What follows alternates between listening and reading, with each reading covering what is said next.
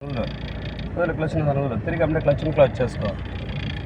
క్లచ్ని వదిలిపెట్టబాక, క్లచ్ని వదిలిపెట్టబాక, క్లచ్ని వదిలిపెట్టబాక, క్లచ్ని వదిలిపెట్టబాక. వదిలేస్తున్నావు నువ్వు. అతని వీడియో అతని కాళ్ళు మొత్తం కరెక్ట్గా పడాలి. ఈ వీడియోది నాకు అప్లోడ్ చేద్దు కానీ క్లచ్ని దాని వదులు క్లచ్ని దాని నా సైడ్ కూడా చూపించు. లెఫ్ట్ సైడ్ కంట్రోల్స్ లేవని అర్థం. క్లచ్ని దాని వదులు క్లారిటీగా వచ్చేదాడు చూడు. క్లచ్ని దాని వదులు తిరిగి అమ్మడే క్లచ్ని క్లచ్ చేసుకో. క్లచ్ని పూర్తిగా క్లచ్ చేసుకో. ఇక్కడ మనం లెఫ్ట్కి వెళ్తాం. ఫస్ట్ రోజే కావాలా ఇక్కడ మనం లెఫ్ట్కి వెళ్తాం అనుకున్నప్పుడు లెఫ్ట్ సైడ్ ఏమైనా వెహికల్స్ వస్తున్నాయా, రైట్ సైడ్ ఏమైనా వెహికల్స్ వస్తున్నాయా, లెఫ్ట్ సైడ్ ఏమైనా వెహికల్స్ వస్తున్నాయా. మళ్ళీ క్లచ్ని దాని వదులు క్లచ్ని దాని వదులు. బుద్ధి చూపుతున్నావు. బుద్ధి క్లచ్ని ఎప్పుడు బుద్ధి కొడుతు. క్లచ్ని పూర్తిగా క్లచ్ చేసుకో.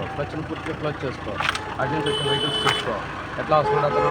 లెఫ్ట్ కట్ చేసుకున్నావు కదా. క్లచ్ను వదలకుండా ముందు స్టీరింగ్ని స్టడీ చేసుకో. క్లచ్ను దాని వదులు విధానం గుర్తుతున్నావు. టక్ నాకు గుర్తులు రాకూడదు. క్లచ్ను క్లచ్ చేసుకో.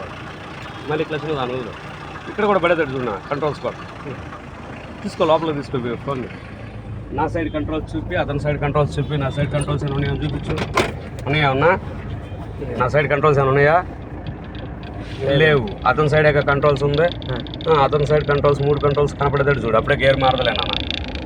అది లెఫ్ట్ సైడ్ దగ్గరకు జూమ్ చేయి. ఉన్నాయా? లేదు. Very good. క్లచ్ని క్లచ్ చేసుకున్నాను. వెహికల్ వస్తుంది. క్లచ్ని క్లచ్ చేసుకున్నాను. మళ్ళీ క్లచ్ను దాని వదులు. ఆ వెహికల్ రాగానే ఏంటంటే ముందు నీలో ఇది రావాలి. క్లచ్ను దాని వదులు